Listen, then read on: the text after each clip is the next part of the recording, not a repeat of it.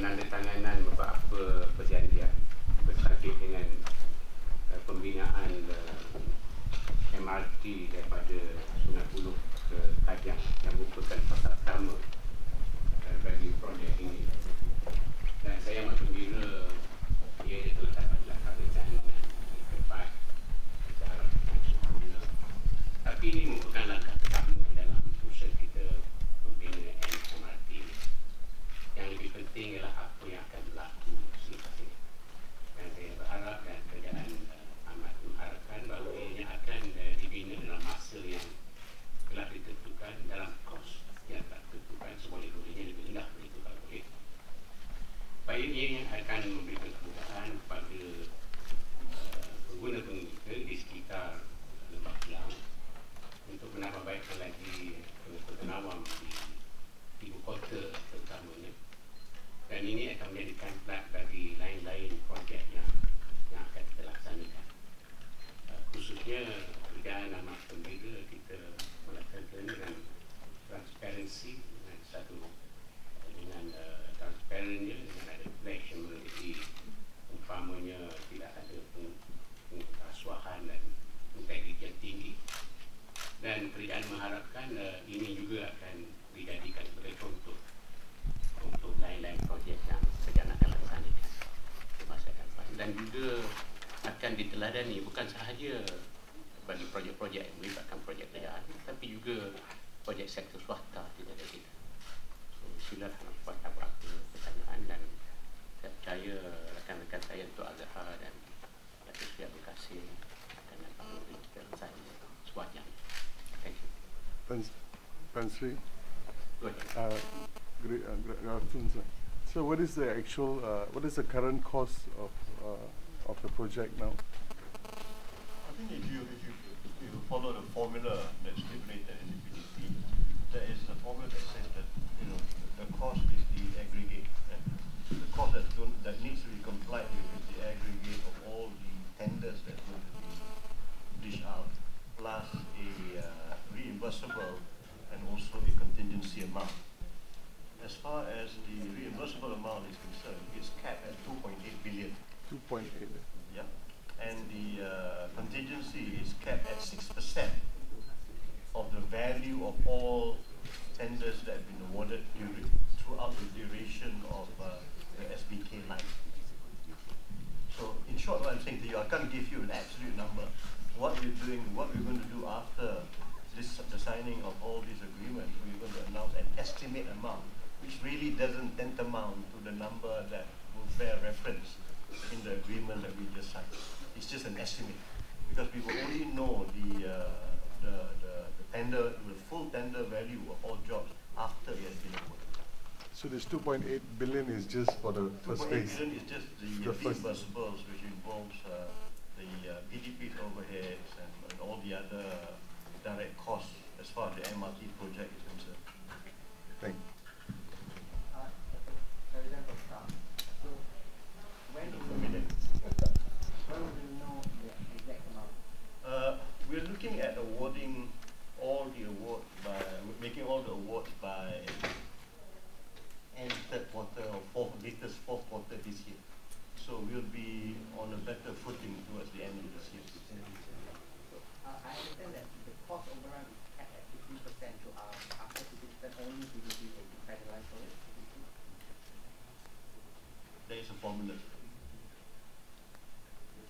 Dato Azhar, last Sunday there are thousands of people flooded in Jalan Sultan call for realignment. So will MRT consider for the realignment to Jalan Tan Chenok as they propose? If not, why? Thank you.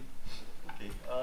As far as this initiative in Jalan Sultan is concerned, the alignment with regards to the Sungai Buloh Kajang line was fixed before MRT Corporation was actually formed, and this was agreed by the Prime Minister and the government sometime in June. Actually, it was signed off, and we had the MRT day in July.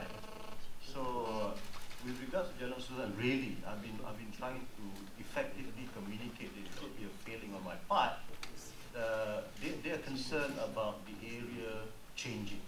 They are concerned about property being demolished.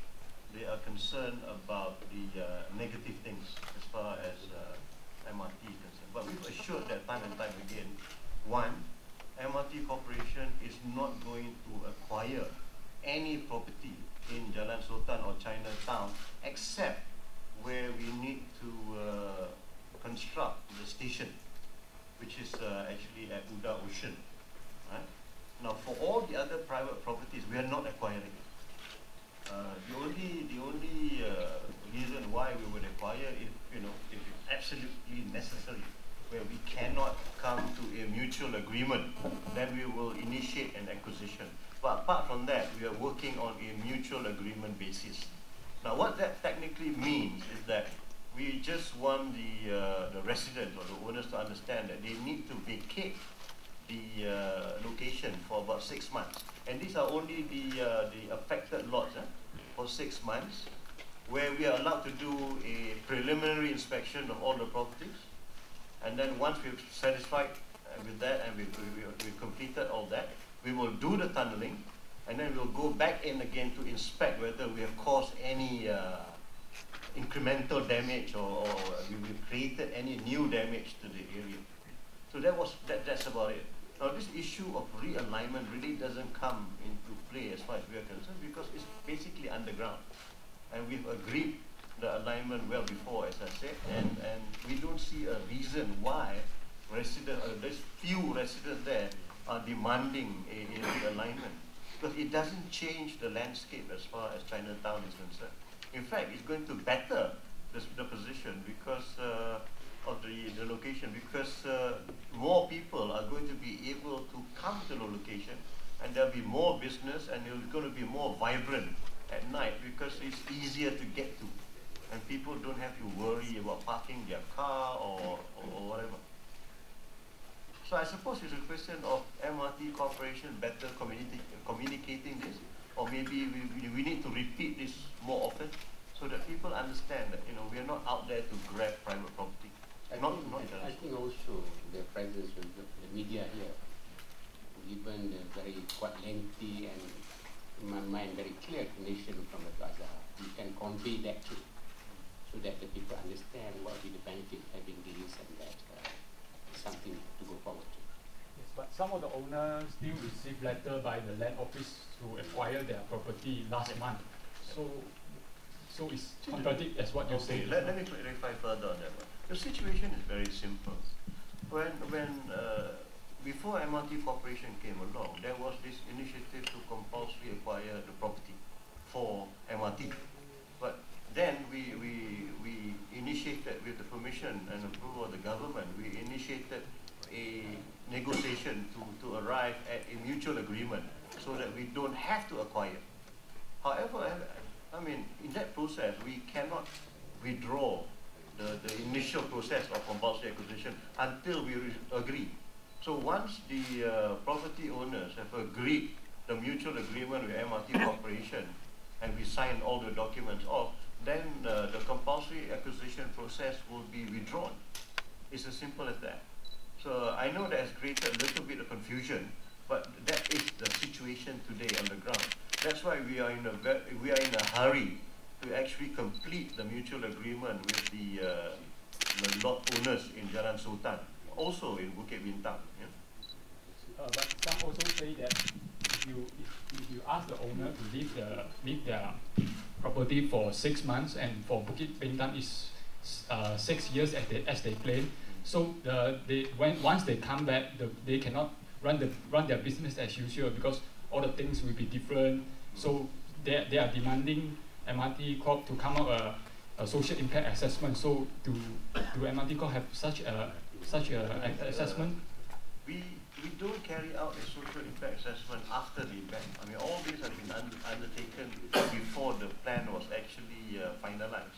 So what we are doing for these people is, I mean, if you take Jalan Sultan as an example, for the period of that 6 months, MRT Corporation is compensating them for loss of income, for loss of rental, and even putting them up in temporary housing for about 6 months, and before they can return to their respective property. The other thing that we also committed to the people in Jalan Sultan was a lot of these traders there in Jalan Sultan earn their whole year's income during Chinese New Year. We have actually committed to the residents in Jalan Sultan that we will avoid having them leave the location during Chinese New Year. So that will not, impose unnecessary burden on the traders there. So we're trying to oblige and accommodate as many requests from the residents as possible. And similarly, in Bukit Bintang, we're doing the same thing. We're talking to them individually to see how we can come to a win-win situation for both. And I think with Bukit Bintang, I'm very happy to say that a lot of them understand, the situation. And I'm very, very proud that they are also willing to make the sacrifice in the interest of the public at large, because they can see that by having an MRT station at that very location, which is very central in Kuala Lumpur, it will benefit the public, and they're willing to make that sacrifice. We have one last question. Dato, have you all finalized the details about the financing for the project? I think as far as the financing is concerned, I can say that it has been finalized, but I'm not going to give you the details because actually this is being arranged by Ministry of Finance through its subsidiary Dana Infra. So the best people to give you details of the funding for the project would be Ministry of Finance. Thank you very much. Yeah.